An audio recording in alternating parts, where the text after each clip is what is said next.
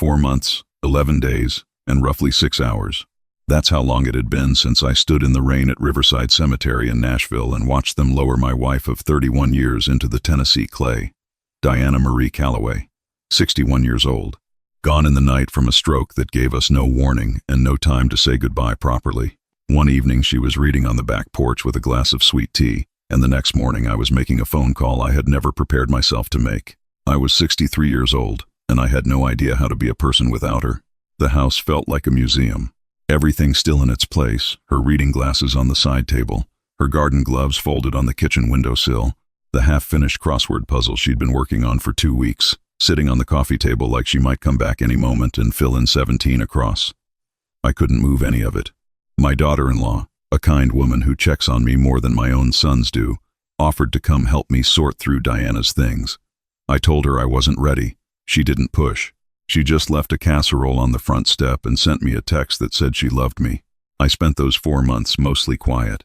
I went through the motions: coffee in the morning, a walk around the neighborhood when I could manage it, phone calls with my attorney and my financial advisor about the estate, dinners alone at the kitchen table with the television on just for the noise. Diana and I had built a good life. 30 years of careful decisions. A machine parts distribution company we'd started together out of a rented warehouse in East Nashville when we were in our early 30s.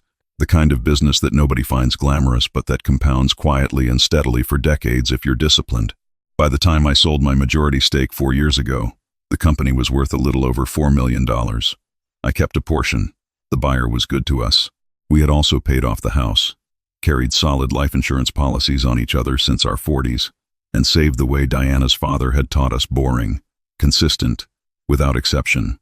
Diana's policy paid out $2.8 million when she died. I didn't feel rich. I felt like a man who would have traded every cent of it to have her reading on that back porch again. Diana had no living parents. Her mother passed 10 years ago.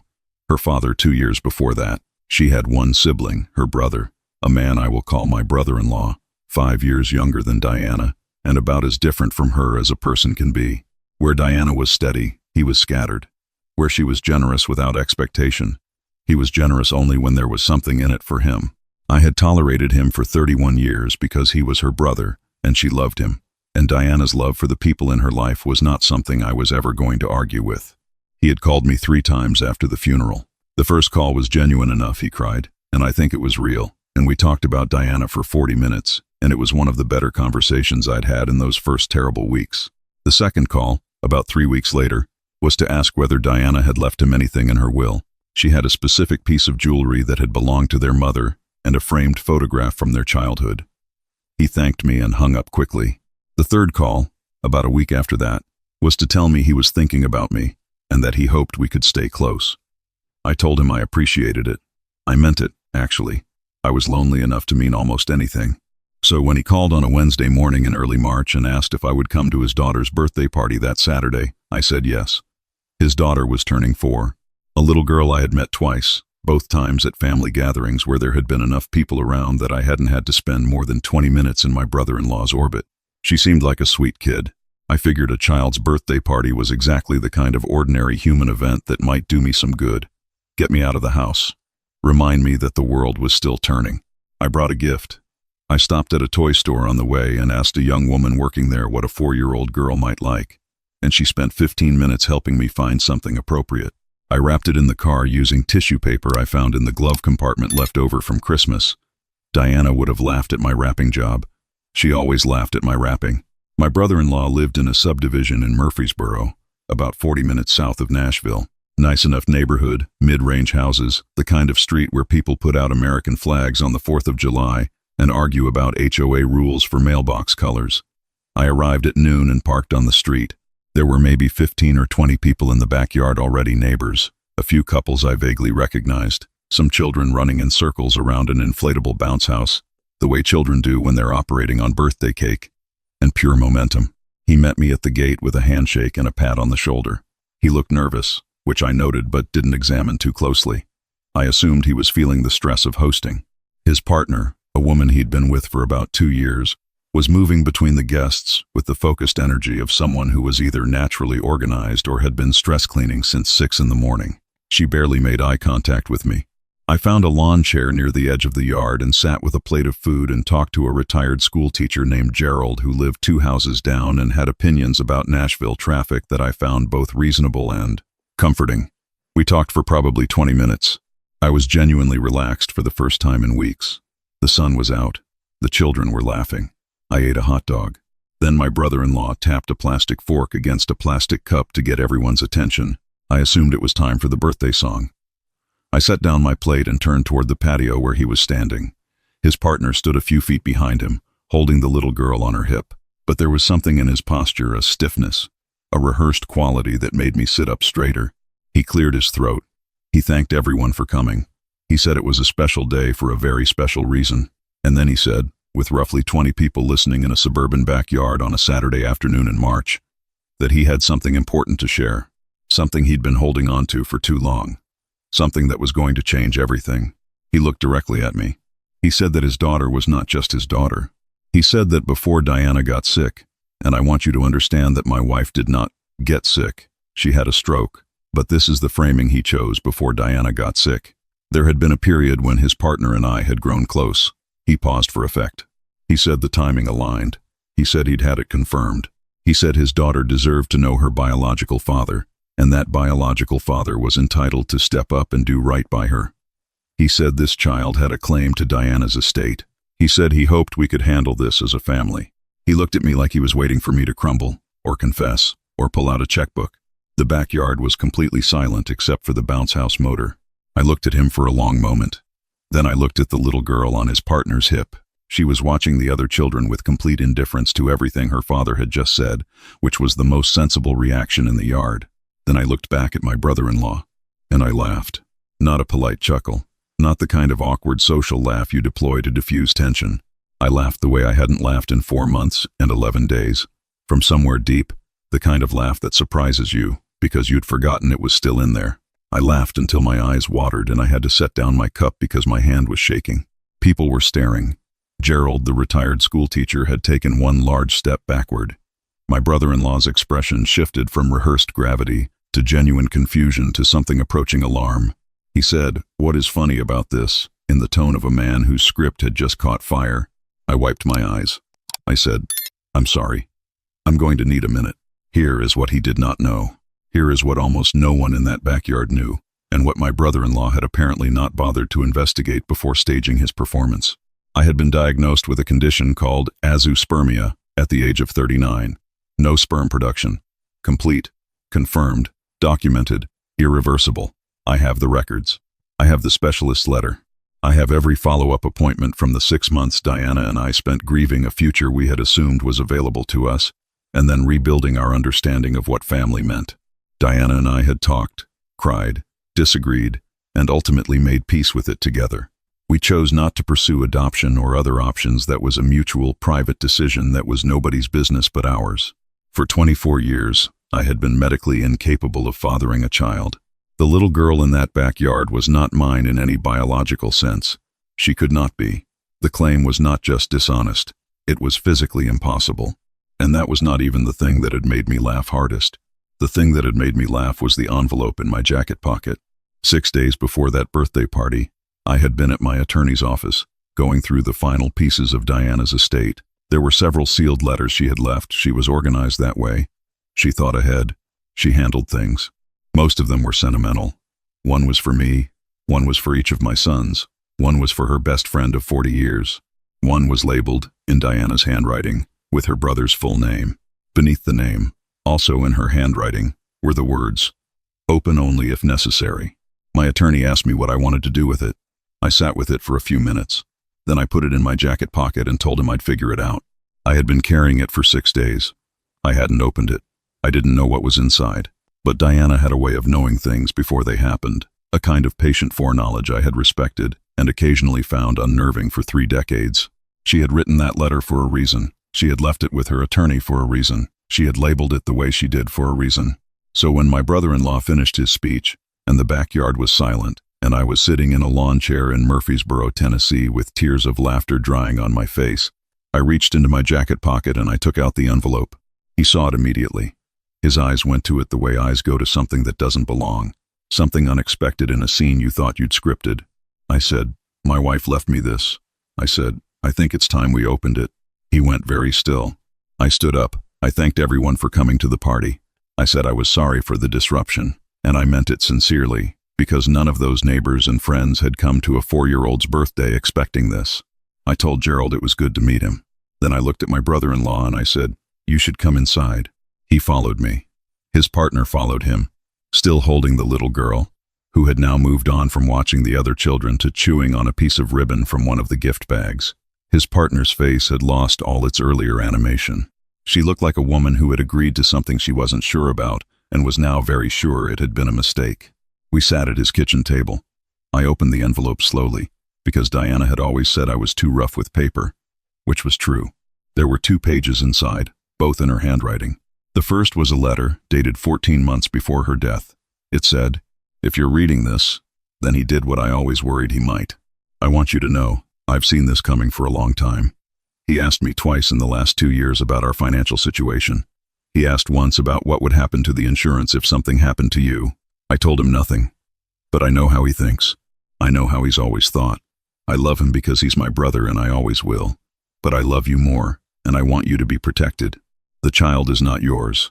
You know why the child is not yours. I am leaving this information with our attorney because I want it on record, in my own hand, before anything can be twisted. I have spoken to Dr. Hendricks, and with his permission, I am including a summary of your diagnosis as documented in your medical file, which he has countersigned. This is not a weapon. I hope you never need it. But if you do, use it with my blessing." The second page was a 1-paragraph letter from my physician signed, dated, on official letterhead summarizing my diagnosis from 24 years ago and confirming that the condition was permanent and had been consistently documented throughout the years of my care. Diana had gone to my doctor. She had asked for that letter. She had tucked it into an envelope with her own handwriting on it and given it to her attorney with instructions. 14 months before she died, she had looked at the horizon and prepared for something I hadn't even seen coming. I set both pages on the kitchen table, and I smoothed them flat with my hands, the way Diana had always done with documents she wanted people to read carefully. My brother-in-law stared at them for a very long time without speaking. His partner put the little girl down. The child immediately walked to the refrigerator and tried to open it, which she could not, and then stood there looking at it with the focused frustration of someone who knows what she wants and finds the obstacle unfair. Under different circumstances, I would have found this funny too. He finally said, "I didn't know about," and then he stopped. I said, "I know you didn't, because if you had known, you wouldn't have done this." He looked at me. His eyes were wet. I said, "Your sister knew. She knew what you were going to try, and she made sure I would be okay anyway." The silence in that kitchen was a different quality from the silence in the backyard. That silence had been shocked and social and uncomfortable. This silence was the particular quiet that comes when someone understands they have made a catastrophic mistake in judgment and are sitting in the middle of it with no way out that doesn't cost them something real. I picked up the 2 pages and folded them back into the envelope. I tucked it back into my jacket pocket. I told him I would not be pursuing any legal action. I told him I was not going to tell his daughter, now or ever, what had happened today that was his responsibility to manage over time, in whatever way was honest and appropriate. I told him the little girl had nothing to do with any of this, and I wished her a good life. I told him that I was going home now, that I needed some time, that I was not sure when or whether I would be ready to have a relationship with him again, and that was something I would have to figure out on my own schedule. He said my name, once, in a voice that contained an apology he didn't know how to shape into words. I nodded. I meant it as acknowledgement, not absolution.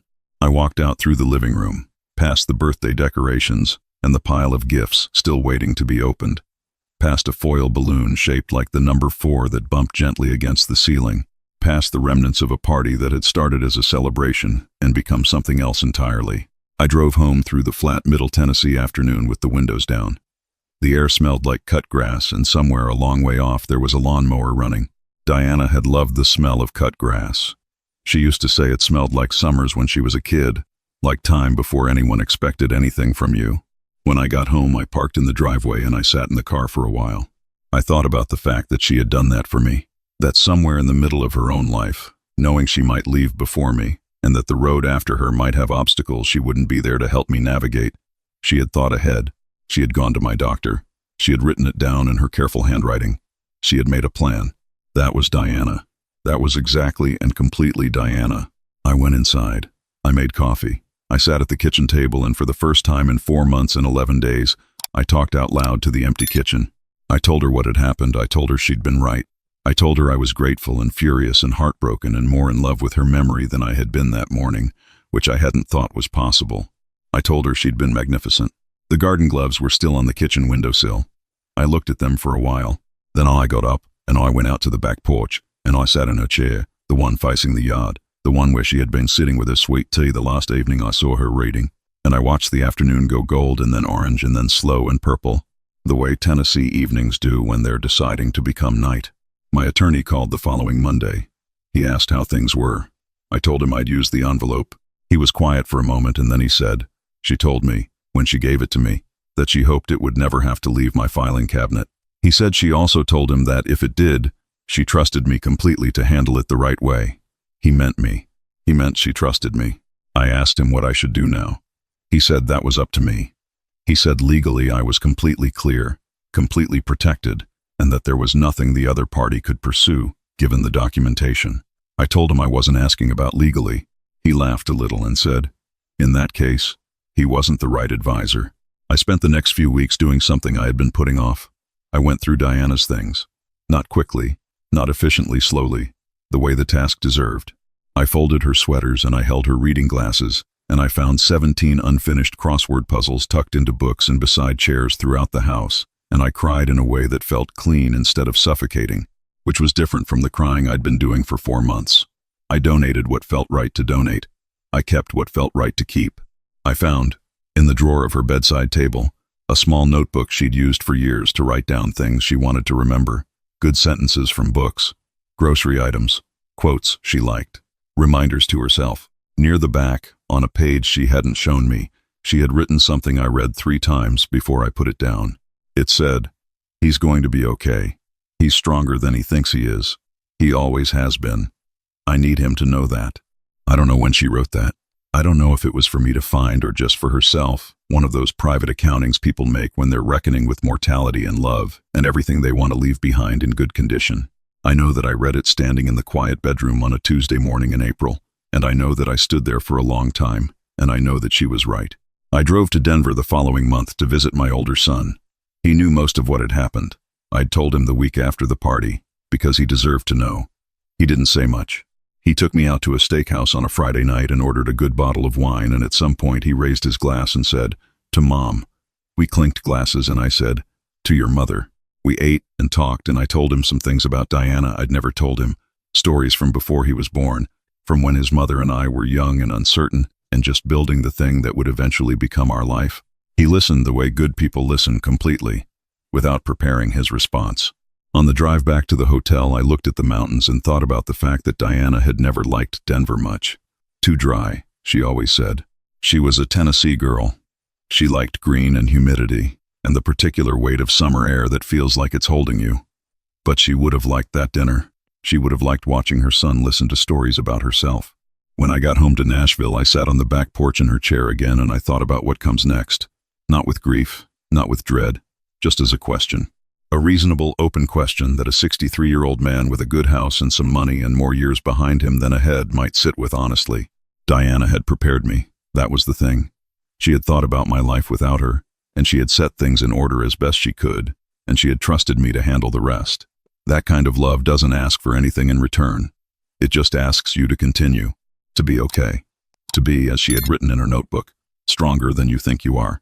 I didn't feel strong that afternoon. Sitting in the Tennessee October, with the yard going gold and the leaves coming down off the big oak she had planted 22 years ago when it was a sapling, when neither of us knew it would one day be tall enough to shade the whole porch.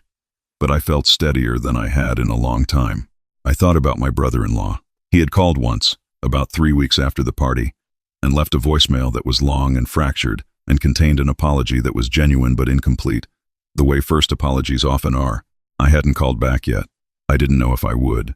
Diana loved him, and I had loved him well enough for her sake. And whether that was enough to rebuild something from I hadn't yet decided. Some ledgers take time to figure out. Some questions don't have answers on any schedule you can impose.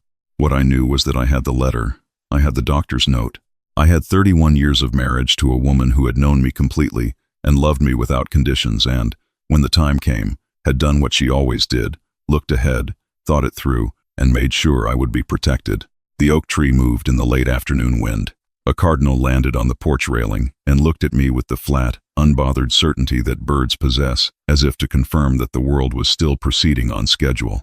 I raised my coffee cup. "Here's to you, Diana," I said, "to the most organized person I ever loved."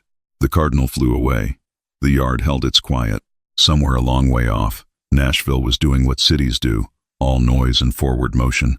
But out here on this porch with the leaves coming down and the light going sideways and golden through the trees, there was nothing that needed doing except sitting still. I sat still. That was enough for now. That was exactly enough. The people who love us most don't just love us in the present, they love us into the future, quietly preparing for the storms they hope will never come. Diana didn't leave behind only memories. She left behind a shield, built in secret, out of pure devotion. That kind of love asks for nothing. It only says, "I thought of you. I made sure you'd be okay." If someone in your life loves you that carefully, let them know you see it. A small note to our viewers. This story was created and imagined by AI, crafted to bring you an hour of meaningful entertainment and leave you with something warm to carry into your day.